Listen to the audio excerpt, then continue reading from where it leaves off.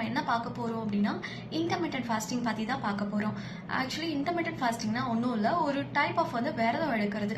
நிறைய பேர் நினைச்சிட்டு இருக்கிறது விரதம் எடுத்தா நமக்கு உடம்புக்கு கெடுதல் அப்படின்னு நிறைய பேர் நினைச்சிட்டு இருக்காங்க. ரிசர்ச் ஸ்டடீஸே சொல்லியிருக்கு இன்டர்மிட்டன்ட் ஃபாஸ்டிங் நம்ம உடம்புக்கு அவ்வளோ ஹெல்த் பெனிஃபிட்ஸ் அப்படின்னு சொல்லிட்டு. ஸோ இது எப்படி பண்றதுன்னு பார்த்தீங்க அப்படின்னா 16 மணி நேரம் ஃபாஸ்டிங் இருந்துட்டு 8 மணி நேரம் நெக்ஸ்ட் 8 மணி நேரத்தில் சாப்பிடணும். ஃபார் எக்ஸாம்பிள் நீங்கள் ஈவினிங் ஒரு 6 மணிக்கு சாப்பிட்றீங்கன்னா அடுத்த நாள் காலையில் 10 மணிக்கு சாப்பிடணும். ஸோ இந்த 16 மணி நேரம் ஃபாஸ்டிங் இருக்கிறதுனால நம்ம உடம்புக்கு என்னென்ன ஹெல்த் பெனிஃபிட்ஸ்ன்னு பார்த்தீங்கன்னா மெயினாக என்ன பண்ணுதுன்னா நம்மளோட செல்ஸ் இருக்குல்ல, அந்த செல்ஸை ரிப்பேர் பண்ணுறதுக்கு ஹெல்ப் பண்ணுது.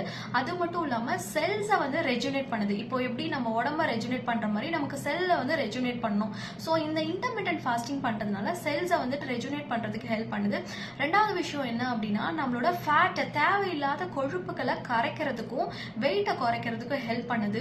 அதே மாதிரி கிரேவிங்ஸை கண்ட்ரோல் பண்றதுக்கு ஹெல்ப் பண்ணுது.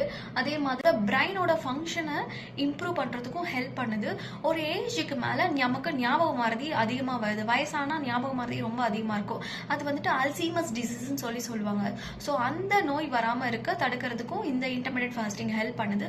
ஸோ இந்த இன்டர்மிட்டன்ட் ஃபாஸ்டிங் யாரெல்லாம் எடுக்கக்கூடாதுன்னு பார்த்தீங்க அப்படின்னா மொதல் விஷயம் பிரெக்னெண்டா இருக்க உமன் எடுக்கக்கூடாது, பிரஸ்ட் ஃபீட் பண்ற மதர், அதே மாதிரி ரொம்ப வருஷமா நீங்க கீமோதெரப்பில இருக்கீங்க, அது மட்டும் இல்லாம ரொம்ப வருஷமா சுகருக்கு மாத்திரை எடுத்துட்டு இருக்கவங்க, அதே மாதிரி கேல் பேடர் ஸ்டோன் இருக்கவங்க, கேல் பேடர் ரிமூவ் பண்றவங்க, இந்த கண்டிஷன் இருக்கவங்க இன்டர்மிட்டன்ட் ஃபாஸ்டிங் எடுக்க வேண்டாம். அதே மாதிரி 18 வயசுக்கு கீழே இருக்கவங்களும் எடுக்க வேண்டாம். தேங்க்யூ.